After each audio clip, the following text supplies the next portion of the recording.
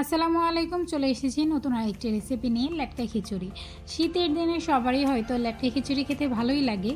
তো আমি খিচুড়ি রান্নার জন্য নিয়ে নিলাম অনেক রকমের সবজিগুলো আমি ধুয়ে খুব ভালোভাবে ভেজে নেব, যাতে সবজি থেকে যেই গন্ধগুলো থাকে কাঁচা সেটা যাতে না হয়। তারপর আমি তেল গরম হয়ে গেলে দিয়ে দিব তেজপাতা, দারুচিনি এবং একটু এলাচ। সেগুলো ভাজা হয়ে গেলে দিয়ে দিব কাঁচামরিচ এবং পেঁয়াজ কুচিগুলো। পেঁয়াজগুলোকে খুব ভালোভাবে নাড়িয়ে ভেজে নেব। পেঁয়াজগুলো ভাজা হয়ে গেলে দিয়ে দেব 1 টেবিল চামচ রসুন বাটা, 1 টেবিল চামচ আদা বাটা।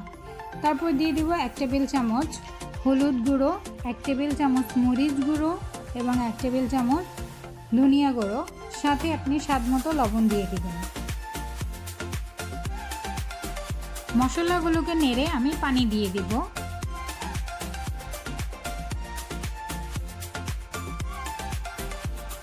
মশলা কষে আসলে দিয়ে দিব ধুয়ে রাখা ডালগুলো।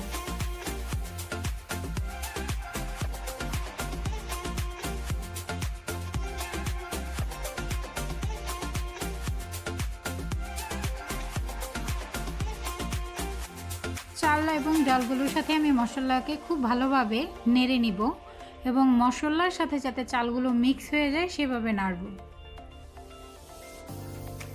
মশলার সাথে চালগুলো একটু ভাজা ভাজা করে নেব। চাল ডালটা ভাজা ভাজা হয়ে গেলে দিয়ে দিব পরিমাণ মতো পানি।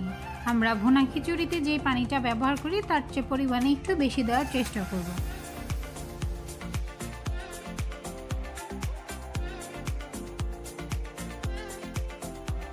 চালটা যখন একটু সিদ্ধ হয়ে আসবে তখন আমরা ভেজে রাখা সবজিগুলো দিয়ে দিব এবং ভালোভাবে নাড়িয়ে দিব যাতে আরেকটু ভালো মতো সিদ্ধ হয় সবজিগুলো।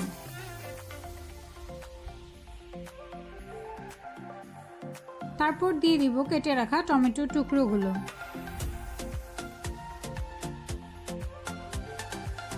তারপর দিয়ে দিব আরেকটু পানি। এই তো প্রায় হয়ে এসেছে আমার খিচুড়িটা। তারপর বাগারের জন্য আমি একটু পেঁয়াজ এবং রসুন ভেজে নেব। ভেজে নিয়ে খিচুড়ির উপর দিয়ে নেড়ে নেব। তারপর সর্বশেষ ধনিয়া পাতা দিয়ে খিচুড়িটা নামিয়ে নেব। এই তো হয়ে আসলো আমার লেটকা খিচুড়ি।